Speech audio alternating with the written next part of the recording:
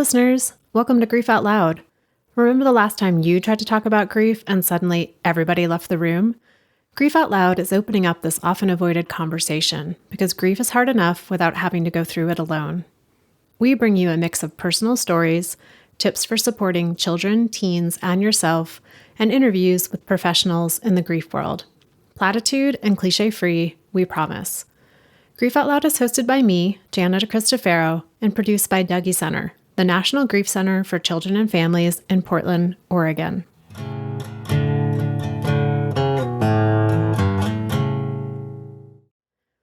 So it's close to the end of Women's History Month, and that seems like the perfect time for this episode to be out in the world. Back in 2015, Diane Kalu was living in Nigeria with her husband and their 3 young children. One day in June, about 8 weeks after the birth of their 3rd child, Diane's husband went to work and never returned. A few days later, she got the news that he had died. She was suddenly a widow, responsible for raising 3 children, all under the age of 5, on her own. To add to that difficulty, Nigeria is a country where there are still several widowhood customs and traditions in existence that are harmful to women. Thankfully, Diane had her mother to help her survive. Then, about 5 years after her husband died, her mother died too. Diane was faced with the heartbreaking task of telling her children, yet again, that someone they loved had died.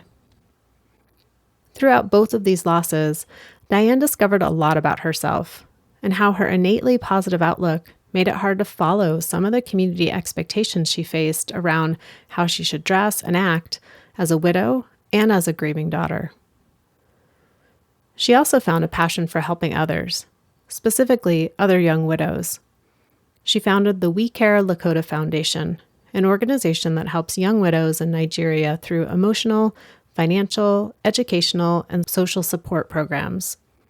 Diane is kind and warm and funny, and a strong, independent woman who is making a difference in the lives of so many others facing the challenges of young widowhood. Diane, thank you so much for coming on Grief Out Loud to talk to me and making the time difference between the U.S. and Nigeria work for our time together. It's such a pleasure to be here. I'm glad to be sharing this this evening here. I'm glad to be sharing with you. And I know we plan to talk about your husband who died, and I do want to ask about him, but also want to open it up if there's other losses that you want listeners to know about. I'd like to talk about my mom because she was my favorite person in the world. And she was actually the one who nursed me back to life when my husband passed away. So my kids were very little. They were 4 years, 22 months, and 8 weeks when their dad passed away. And so my mom had come to care for me before my daughter was born. My daughter is my last child. And so she lived with me for 3 years, for a couple of months before, she went back to her own house. She was my strongest support system. She helped me through my first few years, widowed. She ensured I was okay. She helped with the kids and all of that. So her death was one of the most devastating experiences of my life because it was very brief and sudden. She was ill for 10 days.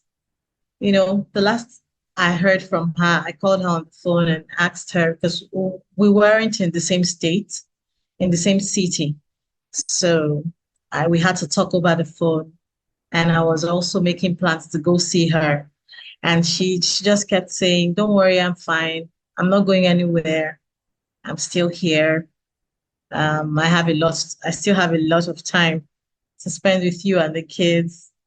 And that evening, my auntie, who was caring for her in the hospital, calls me on the phone, and I was yapping away, telling her I'm sure she's going to be fine. She assured me she's going to be fine. She's going to be okay.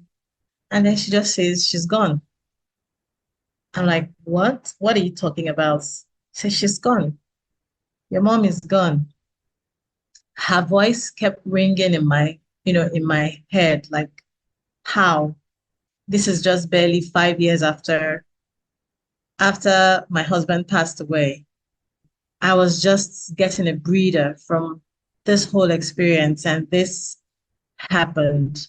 It was it was the most painful experience beyond anything I have ever, because I wasn't expecting it. Although my husband's death, I wasn't expecting it either, but because her death reopened an old wound in a different way. It was a different kind of, I don't know. I keep saying that the death of a parent is different from the death of a spouse, especially a loved parent, because she poured herself into myself and myself and my siblings. So her death shook us. That was 3 years ago. Yeah, 3 years ago. And up till now, we haven't been able to, get a hang on things. Everybody's still, trying to make sense of how did it just happen? How can you just leave this big vacuum and leave all of us without, no explanations, nothing? And of course, my dad lost it.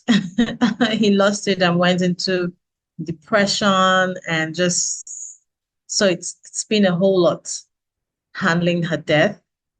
I think also because I had experienced Leslie's death earlier, my husband's death, it kind of guided how I grieved her, her death, how I grieved it, how I mourned for her.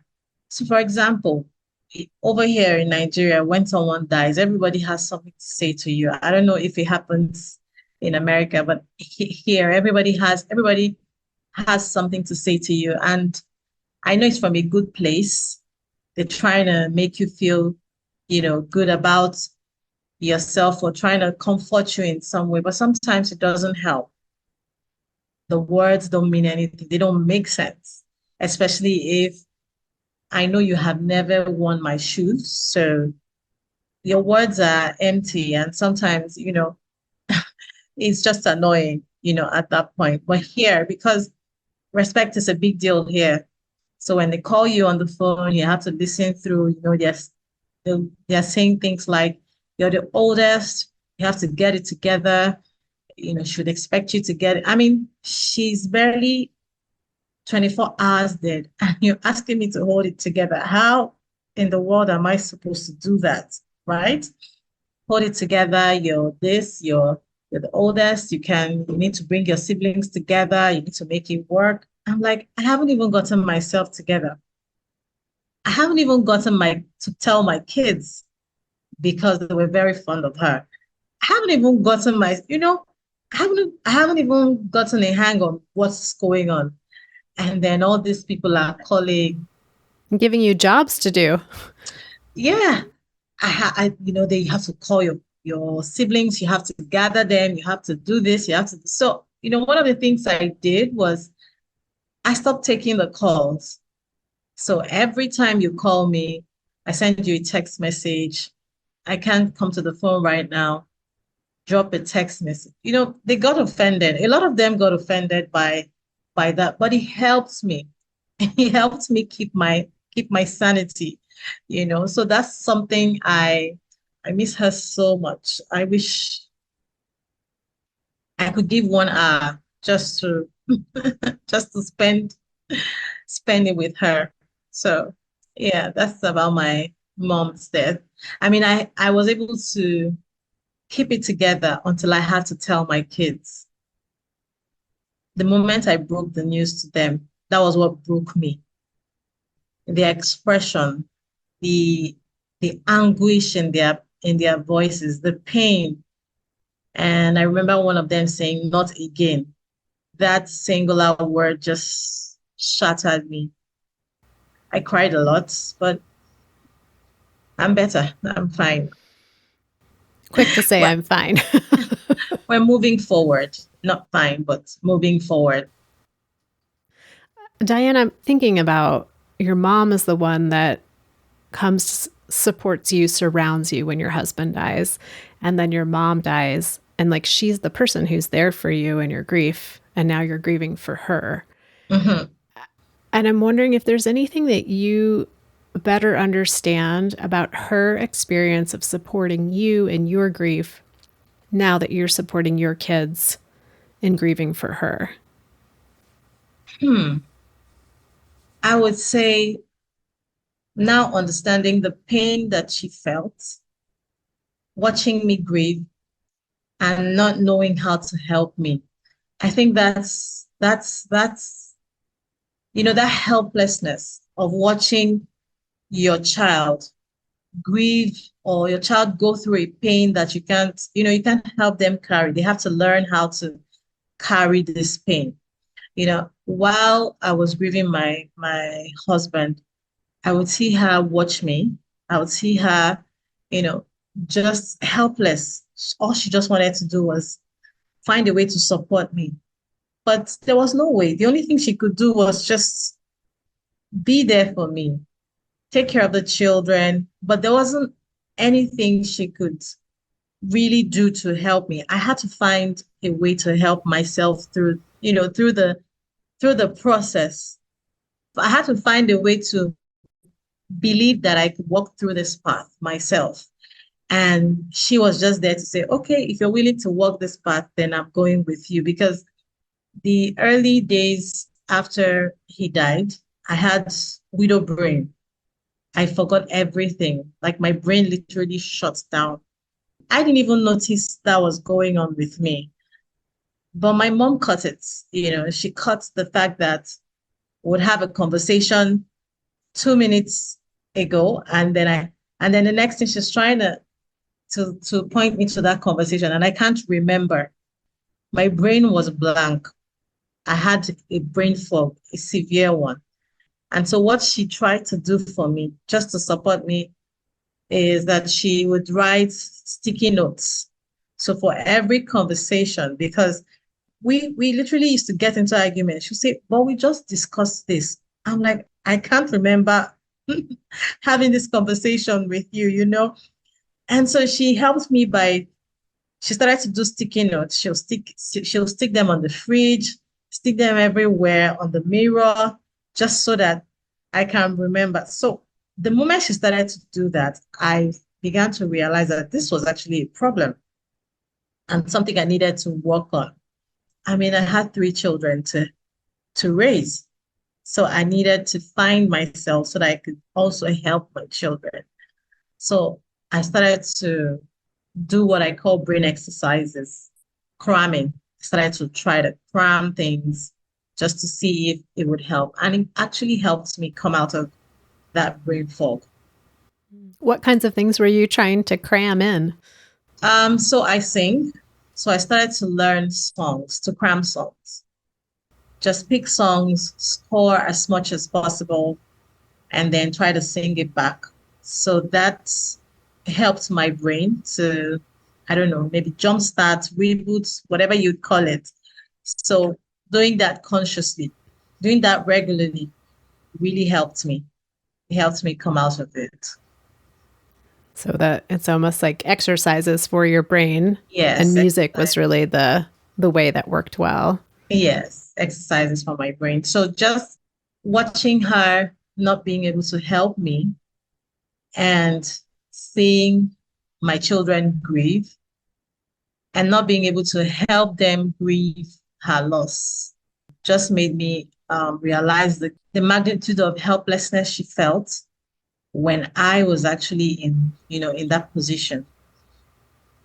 It's making me think about this idea that when we're grieving, it's almost like we have to build a house, and we're the only one that can build that house, but the people around us can help us by bringing us tools and materials and maybe handing over some blueprints and a snack and some water.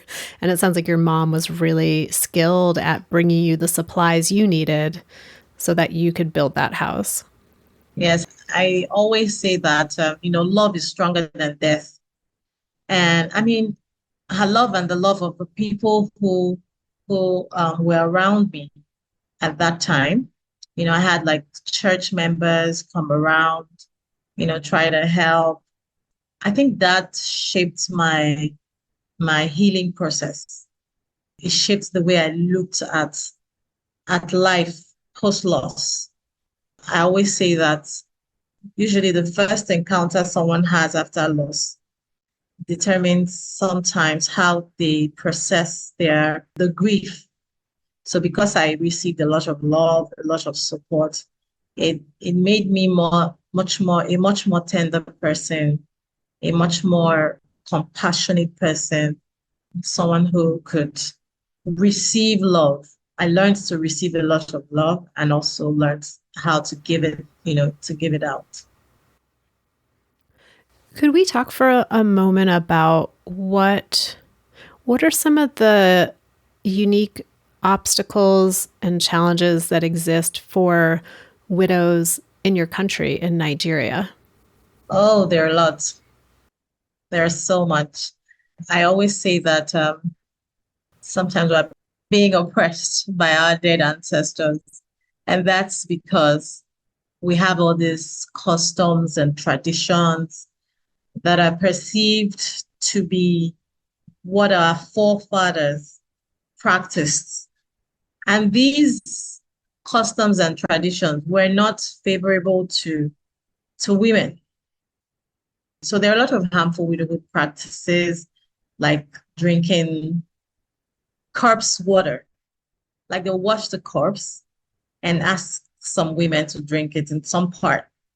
Or, rituals like sitting up 12 nights just to grieve, the husband. I mean, there are so many harmful widowhood practices in different areas, but I didn't experience any of that.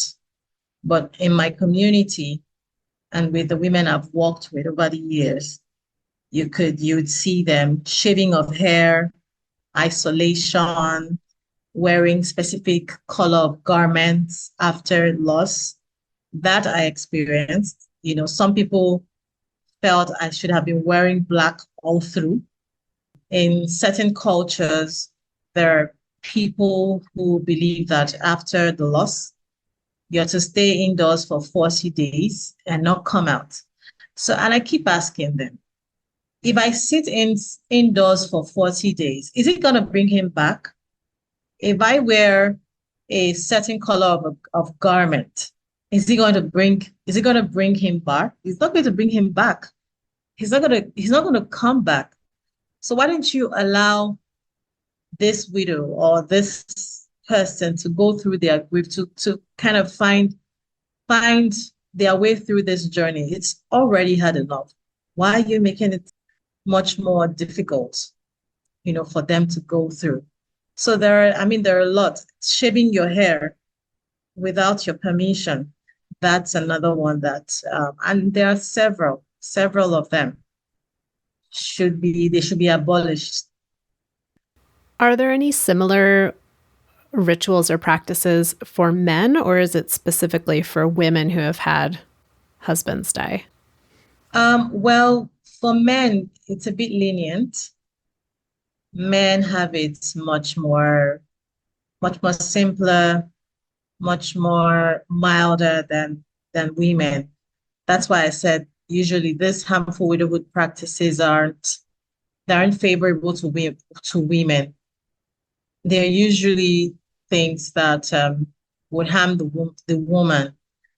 And to think about the fact that she's the one with the children, she's the one to care for these young ones when their father is no more.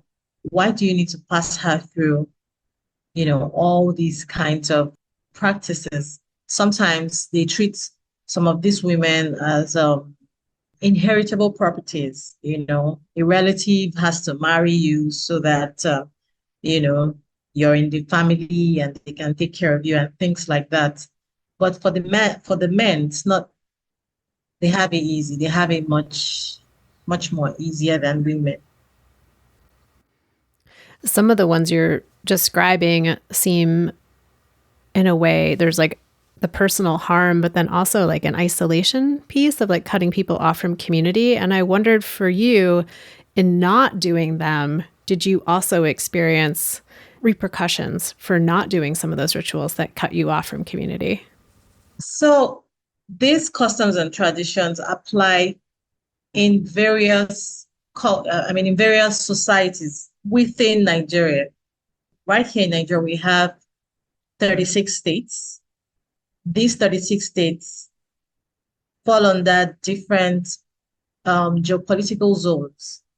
You have the South, the Southwest, the North Central, the Southeast, and all of that. So in each small community, they have their set of customs and traditions, right? So for my side of the country or side of the society, they didn't force me to do these things, but I experienced some kind of stigmatization because I didn't do it. Now, it wasn't from relatives or in-laws. It was from neighbors. It was from people regular people that I knew. So because I wouldn't wear black, I wouldn't wear white. Usually those are the two colors they prefer for widows to wear. So because I wouldn't wear these two colors, they refuse to talk to me. They don't want to associate with me. They isolated me because I wouldn't wear these colors. So that's one. They believe that when your husband passes away, you shouldn't dress maybe glamorously after loss, or you shouldn't express yourself. You shouldn't laugh too much. You shouldn't wear a bright smile. You should always be gloomy. You should always be beat down, you know, dramatic and all of that. So because I'm not that way. I have a very positive outlook to life. I understood what I was going through. But most of my sobbing, my crying, my grief, I did that inside the house. When I was leaving the house, you'd barely even know something happened to me. And so that kind of confused them. Like, some of them were confused. Some even came to, approach me to say, why are you not wearing a long face? You're supposed to be wearing a long face so that people are surrounding you and, trying to console you. And it just didn't make sense to me. Why do I need the pity? That's pity. That's not compassion. If you need me to look a certain way for you to, console me or comfort me or whatever, that's for you. It's not for me. You're doing it to, for your own gratification. Definitely not for mine. Yeah. Yeah, it's like the fact that your husband died should be enough to offer you that compassion and that support, not based on what your facial expression looks like or what clothes you're wearing. Exactly. Exactly. Because I'm here struggling. Like, how do I care for three children? I was literally hysterical when he passed. I was in another world. My world just took a 180 degrees turn. How do I make it from there? How do I care for three kids all by myself? Like, who does that? I mean, I was upset at some point. Why, Leslie? Why would you bring me out to the road and just go? This was not the plan. This wasn't when we agreed to get married. This was not what we planned for. So I was in a state of confusion myself. It took a while for me to settle into my role as a mom, dad, but here we are, 9 years later. What have you discovered about yourself, Diane, in that process of becoming, you said, mom, dad, and having to figure out how am I going to raise three kids on my own? Like, what have you uncovered about yourself?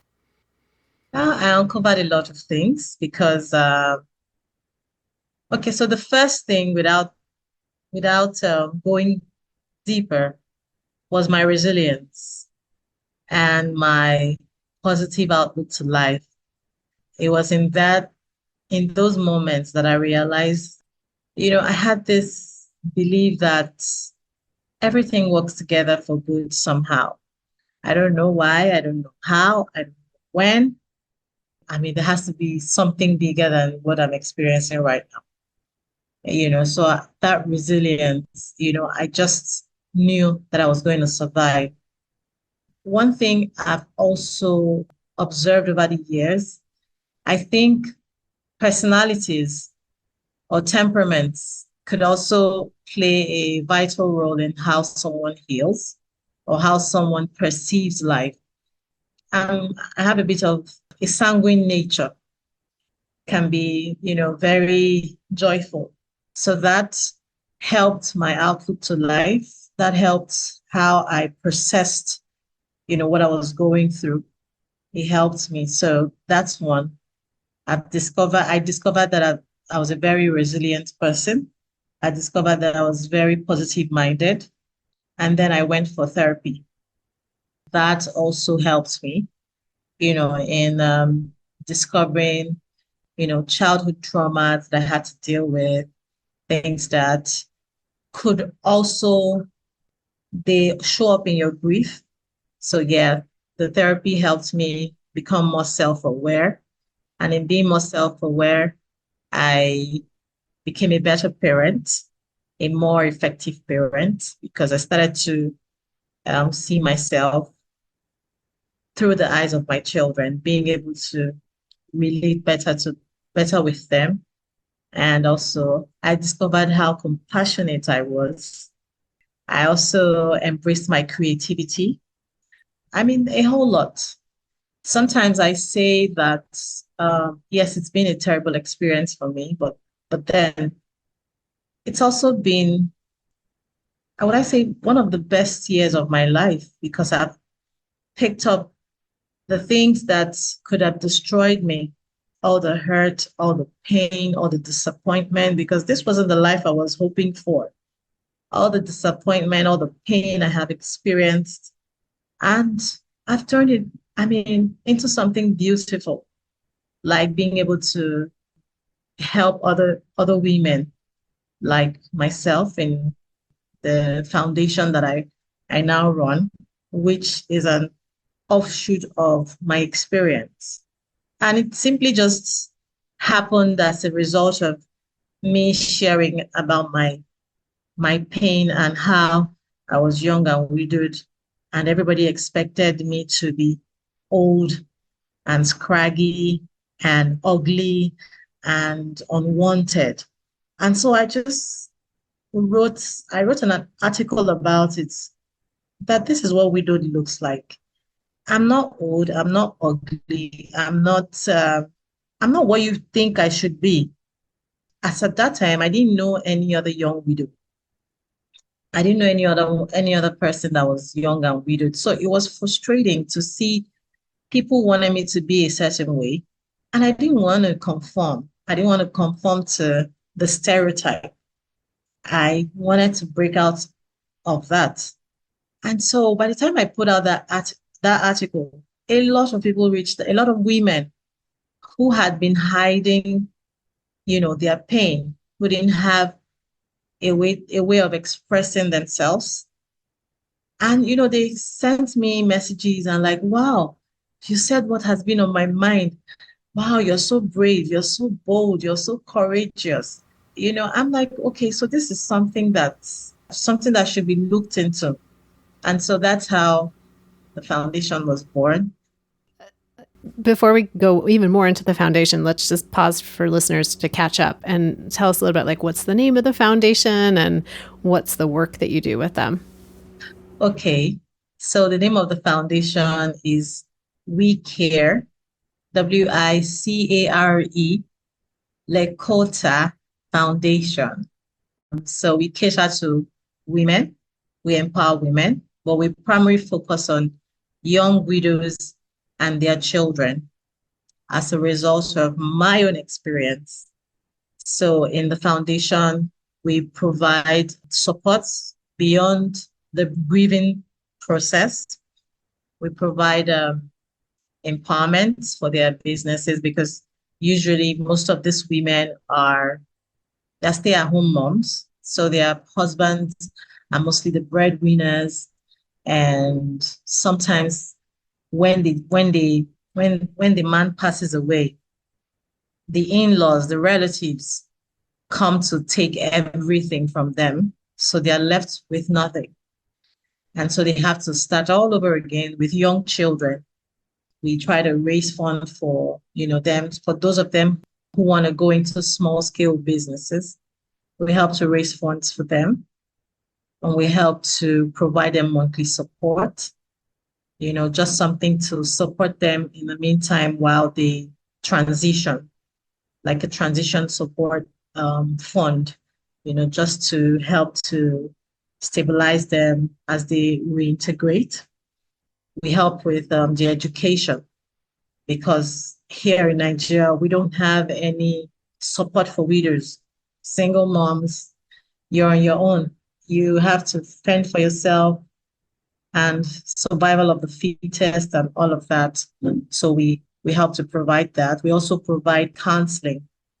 We have some organizations that we partner with that can help to, talk to them if they need, some kind of, emotional support. And then we also provide advocacy. We have some lawyers that work with us and to help provide advocacy. And then also for the moms, the young widows, some of them aren't educated. If you want to, further your education, improve your, have a career of some sort. I mean, we do a whole lot of stuff. We have mentoring for the boys. So all of this stems from my experience, right? So when when my boys started to grow, I found out that I was struggling with getting a grip on what needs to be done. And so I introduced mentorship for them. And I just thought about it. Hey, wait a minute. What if, other women can benefit from this mentoring program? So we have that mentoring. We also have parenting programs that can help the mothers to be intentional and effective parents, and a whole lot more, a whole lot more that we do. And also, one more thing, the fact that I'm able to impact people is really helped me heal, giving back. And that's something I always encourage everybody to do. Find one person and help. It may just be conversation. It may just be a hug. It may just be sitting with them. It may just be your smile.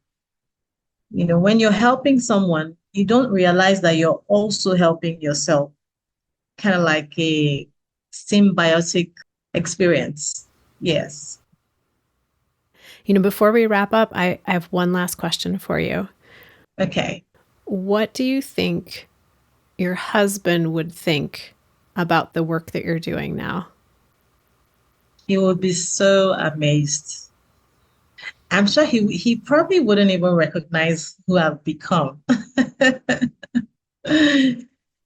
Yeah, I think about it all the time. Like if you were to meet me now, I'm so different from the person he met 14 years ago. I'm a very different person. I'm not the same girl. I'm not the same woman who gave birth. I've transitioned, I've evolved to this person I am now. So he's gonna take a step back and just observe me and be sure he's seeing right, first of all. And of course be definitely proud of me. Somehow, sometimes I say I don't even know how I got here. Sometimes when I look at the pictures of my children growing up and where they are now, I have a teenager and two preteens.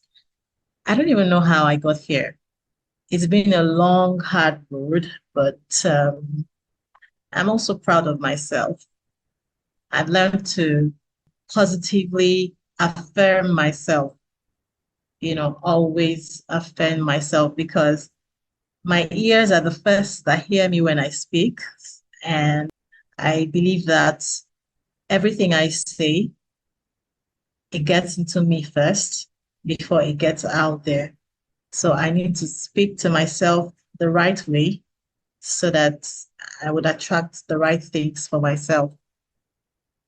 Yeah, so I'm proud of myself. I'm proud of how far I've held it together. There's been terrible days. There have been days of tears, days of fear, days of confusion. It hasn't been all rosy.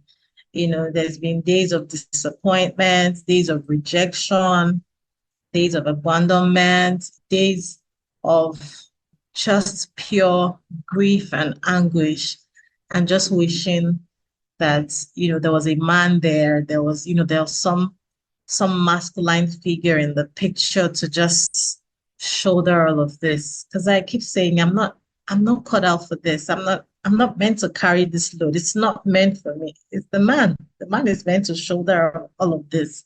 It's been a tough journey, but I'm happy I'm on this side, and I can tell the story. And I really hope that it encourages someone out there who is just starting this journey and is confused where to go, how to proceed from here. It's just one day at a time. I think that's just what I had on my mind, one day at a time. So in the beginning, when I would go through the day, I'm like, finally another day. Okay, tick. So next day. So I wasn't really thinking about 1 year. I wasn't thinking so far ahead. I was just thinking in the minutes and in the seconds and in the day. I wasn't thinking about what's going to happen in 10 years. I don't know what's going to happen in 20 years, right? I was just thinking about what will happen the next minute, the next second, just taking it one day at a time. Yeah. Yeah. You didn't have a 5-year plan. You had a 5-minute plan. Yeah. I didn't have a 5-year plan. I had a 5-minute plan, and I was very flexible. I wrote all my plans in pencil. Well, Diane, when I asked you what you uncovered about yourself through this grief experience, it's amazing how many things and how that skill set and that passion and that commitment has really translated into creating this real wraparound program for young widows in Nigeria. And I'm curious, if people want to be a part of the work that you're doing, how can they best connect with you? Okay, so you can connect with us on Facebook at We Care Network, also on Instagram at We Care Network. Well, Diane, thank you so much for reaching out to me, for making this connection, for sharing your story with me and our listeners, and for the work you're doing with all of the young widows in your community through your organization, We Care. I'm just really amazed and grateful for your time and for your work. And thank you for having me. It's been awesome sharing my story with you. Listeners out there, I say it each and every single time, but thank you for being part of our community. If you ever want to reach out to me directly, you can email me at griefoutloud@dougy.org. That's DOUGY.org. That's also our main website where you can find all of the information about Dougy Center's local programming, some free downloadable resources like tip sheets and activity sheets, and of course, each and every episode of Grief Out Loud. Excited as always to share that the podcast is sponsored in part by the Chester Stephan Endowment Fund. Thanks again for listening. We hope you'll join us again next time.